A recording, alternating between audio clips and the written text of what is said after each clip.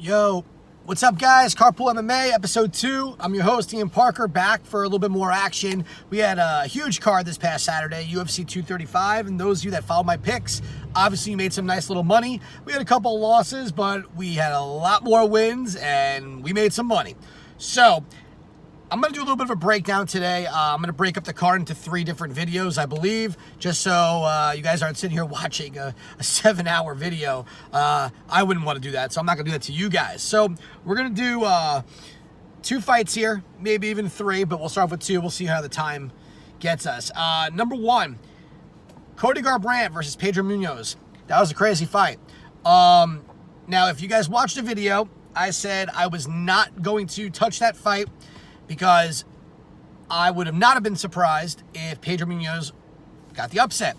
And lo and behold, he did. The reason why I thought that was I wasn't really sure how Cody was going to bounce back from the second knockout in a row. Pedro is very underrated in the division. He's a very tough guy. Good chin. He's technically sound striking. He's got good cardio. He's great on the ground. You know, I just wasn't sure.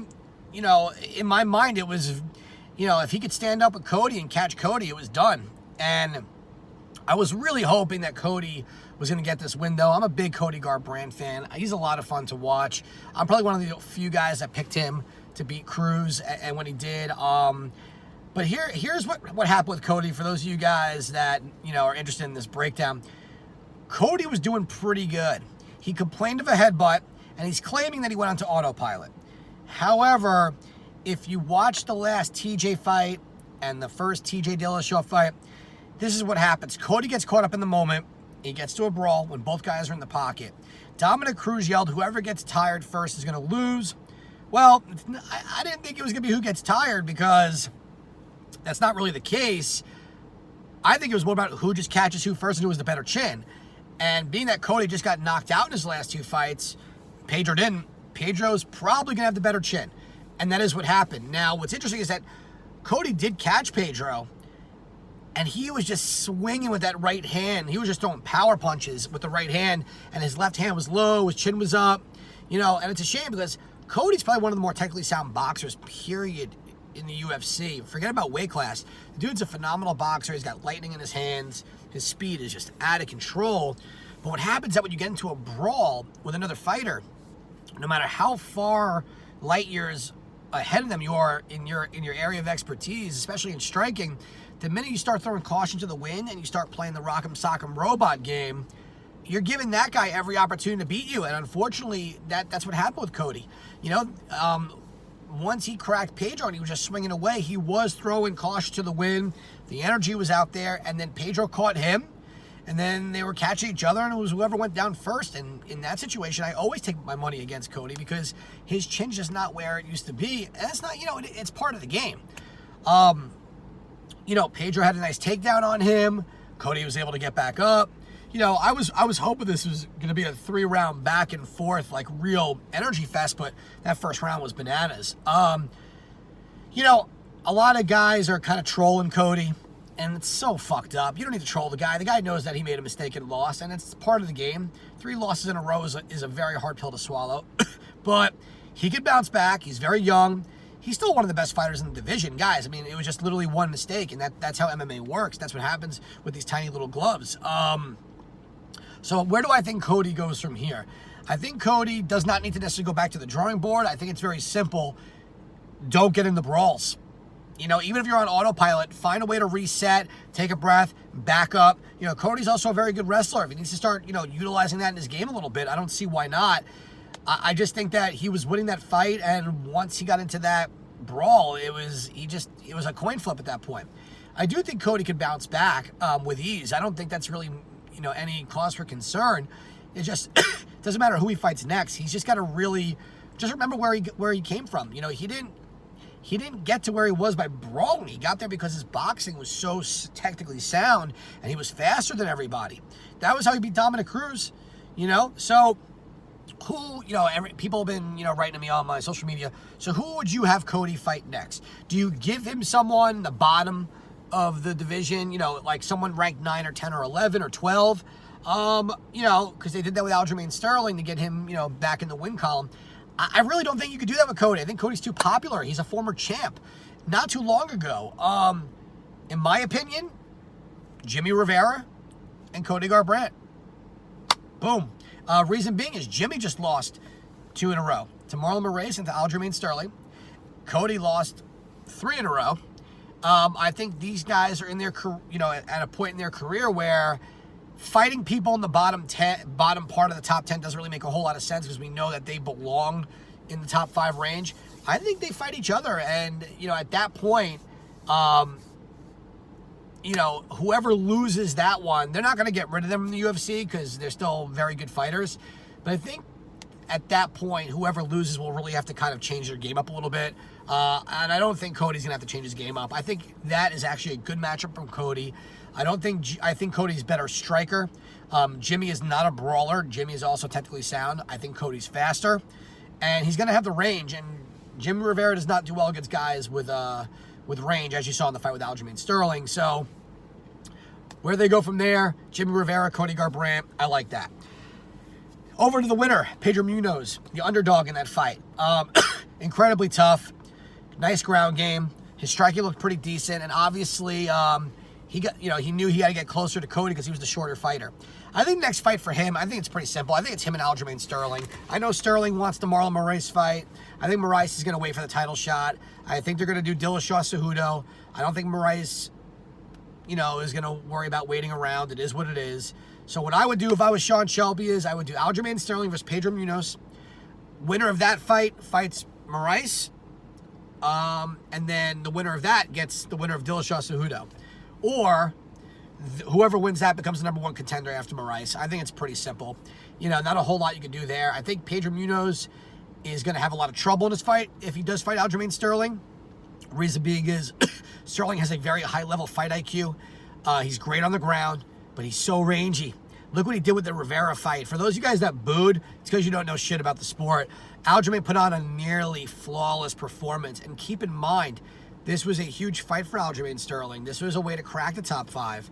And, Jimmy Rivera was in talks about getting a title shot not too long ago. And then, if he beat Moraes, he was the guy. But he got knocked out by 1 kick, and now Sterling is the guy, getting closer to being the guy. So, Pedro Munoz is going to be, Aljamain Sterling is like fighting Gumby, man. He's so tall and lanky, long, but he knows how to use his range. And it's going to be the same type of game plan, I think. So Pedro Munoz versus Aljamain Sterling, I definitely think is the next fight to make. And I'll make that pick right now. I think Aljamain Sterling wins that fight. Again, Aljamain's not going to get in a brawl. He will not allow that to happen. He's too smart. He's way too smart. He does not get caught up in the moments. So, like I said, I think that's the way to go. Moving on to another fast knockout. Johnny Walker, man. This guy is something special in the division. And he's not, these aren't like reckless, like brawls that he's getting lucky here. I mean, he's very good at timing these flying knees and spinning back fists, and he's obviously got a ton of power behind him. He's very athletic. He moves really well for a 205er. And if you followed my analysis of how this fight was going to go, I told you guys what was going to happen. Misha Serkinov is an average striker, but he's a phenomenal ground fighter.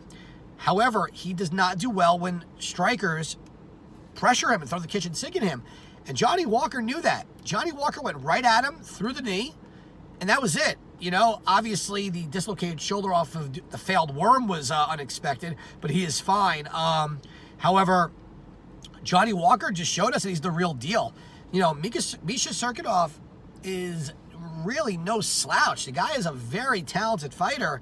This just was not a good matchup for him. I just didn't see this going his way. I said this in my other pick, in my first video, that Walker, too strong, too fast, too aggressive for someone like Serkinov. Now, do I think that works against some other guys the way Walker's been fighting?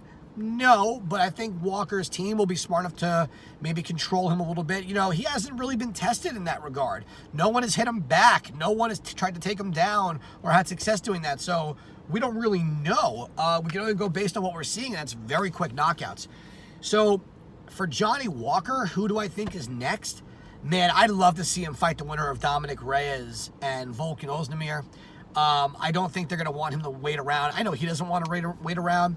You know, I would maybe let him, if Shogun is available, that would be cool. Or even OSP. There's always a guy who's like a gatekeeper at this point. I don't think you need to slow track this guy. You know, it's just, there's no reason to do it. I think Walker is kind of shown like, all right, I'm here. I want to fight every month if I'm healthy. Hey, I wouldn't mind a 205 Cowboy Cerrone, you know? So I say throw Walker in there. If someone's available for him, give him someone in the top 7. I see no problem with that. I like Johnny Walker a lot. You know, he's a fun guy, good personality. He takes the sport very seriously. It's interesting, though. He looked very slim in the face at weigh-ins. I wonder how big his weight cut is, but clearly it hasn't really slowed him down. So I'd like to, but, you know, and I do think Dominic Reyes is going to beat Volkan Ozdemir. Man, a Johnny Walker, Dominic Reyes, you know, blue chip prospect to be one of the next guys in line. That's kind of giving the division a little bit more, a little bit of a breath of fresh air right there. So I do like that. All right, what else do we got? Like I said, I don't want to make this video overly long. We're already at 11 minutes. I will do one more fight. Ben Askren versus Robbie Lawler. There's going to be a lot of, we're going to get a lot of back and forth on this one. This may be a two-parter, but here's what I will tell you guys. Okay, what do I take from this fight? Robbie Lawler is one of the most classiest fighters, legends of all time. And Ben Askren's got the heart of a fucking lion, okay? Number one, Ben Askren has not fought in a very long time. To come into the UFC alone is challenging enough. But to fight Robbie Lawler as your first fight is super dangerous. And you heard Ben Askren say it. He didn't want to fight Robbie because he likes Robbie, or maybe he felt like it wasn't a good matchup for him. Robbie's a very good wrestler in his own right, you know, and his striking is crazy. Ben Askren has never been slammed like that. When you guys watch, Askren got what he wanted. You know, he used Lawler's aggression against him and almost took the back. You heard what he said, though, when he threw his arm over too quickly. Robbie just timed that down-up movement, and he got Askren up, slammed him, and he was lacing him up, man. Those shots he was hitting on Ben's face was tough. The reason why I am okay with Herb Dean's no stop right there is because you got these, you know, you're in a sport where you're going to get punched in the face. It can't be one or two and done. If he's out, fine. If you see his head bouncing off the canvas, he's not defending himself. But after the first 3 shots, Ben was able to grab a hold of Robbie's wrist and was able to get either it was, you know, it was not full guard, but he was there, you know. So pretty much, you know, then obviously when Askren was able to get up and he got him in that bulldog choke, if you watch the video, Robbie's arm goes like this, and then he gives the thumbs up. So I don't know if Robbie just like kind of gave up on whatever he was trying to do, you know, because it's interesting because, you know, I said, oh, maybe his arm went limp and he popped back up, but the blood from the brain, it gets cut off. It just doesn't come back like a flash knockout. When you get a hit again, you wake back up. It doesn't work that way with submissions. At the end of the day, I do think Herb Dean's stoppage was too early. I've seen the arm go limp. I've seen the thumbs up. You know, a lot of people are saying it's Lawler's fault that when his arm went limp, he like stalled. Listen, in that situation so quick, all you're thinking about is how do we get out of this? Or, I mean, I don't know. I'm glad I wasn't Herb Dean. I think it was a little bit early. However, the question is, if it lasted any longer, would it have mattered? I guess we don't know.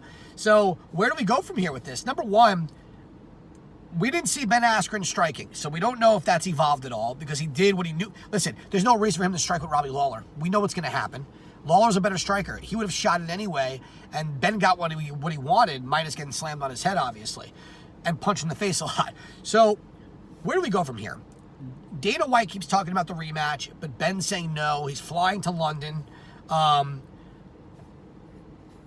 You know, it's hard right now. I would love to see the rematch, but if, let's just say there's no rematch. Let's play that game. Where do we see Ben Askren? I think the winner of Masvidal and Till. The only reason why that works is because I don't think there's anyone else at the top of the division who's available. So it makes sense. Unless if you were able to get Nick Diaz to come back and fight Ben Askren, that would be a lot of fun. So Ben Askren fighting the winner of Masvidal and Till, I guess I'm for it. You know, I don't know if that gets him closer to a title shot. That, to me, it would only make sense if Darren Till wins. If Darren Till beats Masvidal, then Ben Askren Till makes a lot of sense. If Masvidal wins, I don't know how much sense it makes because I don't know if that's going to really get Ben closer to a title shot. The reason why I say that is Till recently fought for a title and he lost. So if he wins, where does that really put him, right? In regards to Robbie Lawler, man, I would love to see the Robbie Lawler-Nick Diaz rematch from years and years ago. Honestly, Robbie Lawler-Mike Perry sounds like a lot of fun to me, you know. But if that doesn't work, you know, because Perry's a little bit lower ranked in the division, I don't know if Robbie's going to want that, although it plays into Robbie's game. Santiago Ponzinibbio, you know, it could be a good fight. So we'll go from there. So, all right, guys. So we did the breakdown of Cody Garbrandt versus Pedro Munoz and who they should fight next. Johnny Walker, Misha Cirkunov, and what we want to see out of Johnny Walker next. And then the Ben Askren, Robbie Lawler controversy. You know, what do you guys think? Do you think Herb Dean stepped in too early? Was Robbie's arm limp? I know we saw him give a thumbs up. Shoot some questions at me, you know. Feel free to give your opinions. Yeah, I love the back and forth. I'd love to answer questions. But that's where my head's at right now. Tomorrow we'll jump into the John Jones, Anthony Smith situation, and we'll go from there, all right? Also, check me out next week, next Monday. I'm going to be on the Anik and Florian podcast. Very much looking forward to that. Pick it against Kenny, and we're going to do the London card, all right? Until then, though, let's go.